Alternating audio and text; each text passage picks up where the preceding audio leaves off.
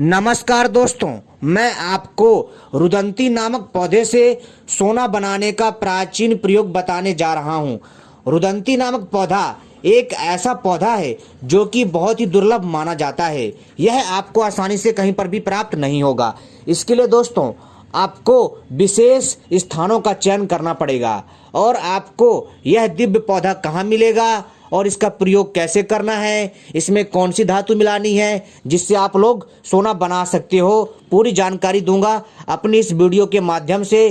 तो आप सभी से अनुरोध है कि इस वीडियो को पूरा आखिरी तक देखिएगा। अगर आप लोग सोना बनाने की प्राचीन विद्या को जानना चाहते हैं, प्राचीन काल में किस प्रकार से औषधियों एवं धातुओं के मिश्रण से सोना बनाया जाता था, पूरी जानकारी दूंगा दोस्तों, वो भी शास्त्रों के आधार पर। तो इस वीडियो को पूरा आखिरी तक देखिएगा, तभी आपके समझ में आएगा, अन्यथा कुछ समझ में नहीं आएगा। अगर दोस्तों आप इस चीज को समझ लेते हो तो दोस्तों आप लोग सोना बनाने में शायद सफल हो सकते हो, क्योंकि दोस्तों यह एक ऐसा दिव्य प्रयोग है जो कि मैं आपको प्राचीन पुस्तक से बता रहा हूं, जिसका नाम है स्वर्ण तंत्रम नामक पुस्तक। और इसी पुस्तक में सोना बनाने के अनेकों दिव्य उपाय हैं, जिसमें अनेकों प्रकार की चमत्कारी औषधियों का उल्लेख मिलता है और उसी के आधार पर मैं आपको जानकारी दे रहा हूं।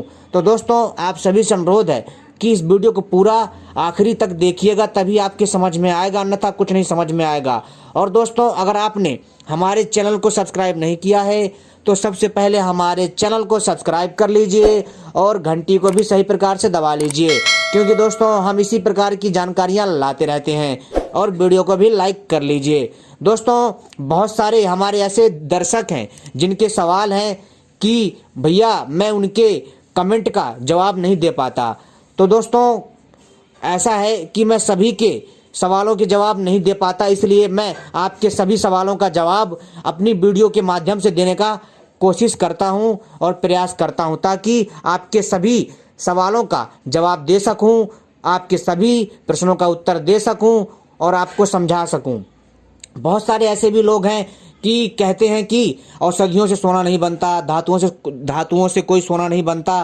तो दोस्तों ऐसा है कि मैं उनकी जानकारी के लिए बता देना चाहता हूं कि दोस्तों कुछ ऐसी रहस्यमयी चीजें हैं जिसको हर कोई नहीं समझ सकता।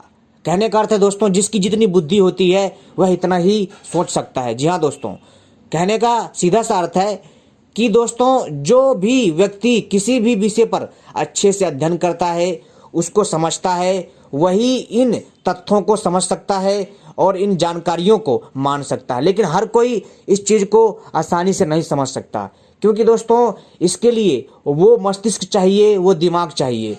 तो दोस्तों चलिए मैं आपको बताता हूँ सोना बनाने का अद्भुत प्रयोग और प्राचीन विद्या के बारे में। तो दोस्तों इस वीडियो को पूरा आखिरी तक देखिएगा, तभी आपके समझ में आएगा। तो दोस्तों जैसा कि मैंने आपको बताया कि रुदंती नामक पौधे से सोना बनता है। जी हाँ दोस्तों, तो चलिए आपको बताते हैं इस दिव्य पौधे का प्रयोग कैसे करना है और इसको प्राप्त कैसे करना है, और वह प्राचीन काल का कौन सा प्रयोग है जिसके द्वारा पहले के मनुष्य, पहले के जो लोग थे विद्वान, वो सोना कैसे बनाते थे। मैं पूरी जानकारी इसमें दूंगा।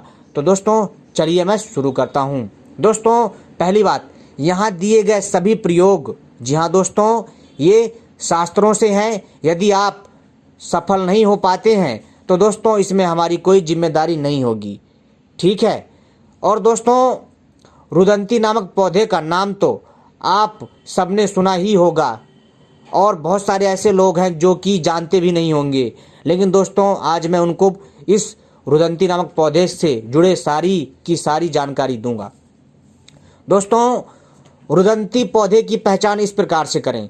यह 4 प्रकार की होती है। पहली होती है श्वेत यानी कि सफ़ेद, और दूसरी होती है रक्त यानी कि लाल, और जो तीसरी होती है वो श्याम वर्ण की यानी कि उसके अंदर कालापन होता है, और जो चौथा होता है वो पीले रंग का, जिसको हम पीत भी बोलते हैं।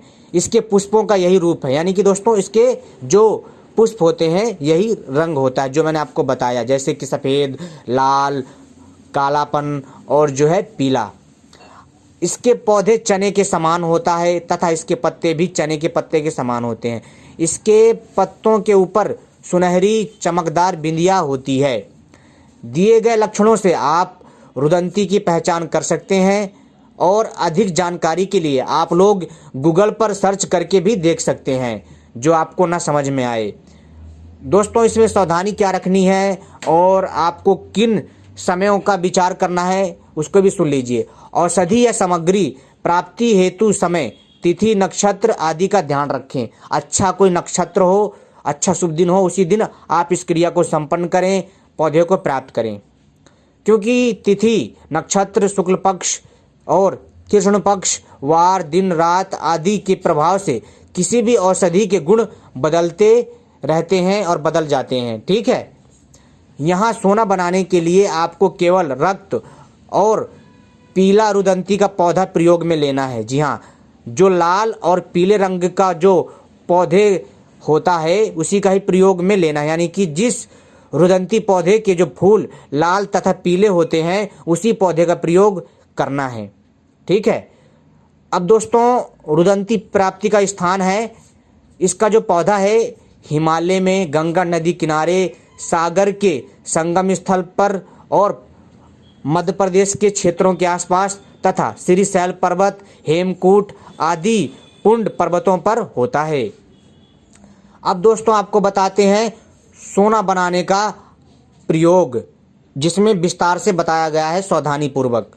दोस्तों सामग्री क्या लेनी है, आपको लेनी है रक्त रुदंती यानी कि लाल रुदंती, पीत रुदंती और शुद्ध तांबा चाहिए। ठीक है दोस्तों, अब दोस्तों इसका प्रयोग किस प्रकार से करना है, प्रयोग को ध्यान से सुने।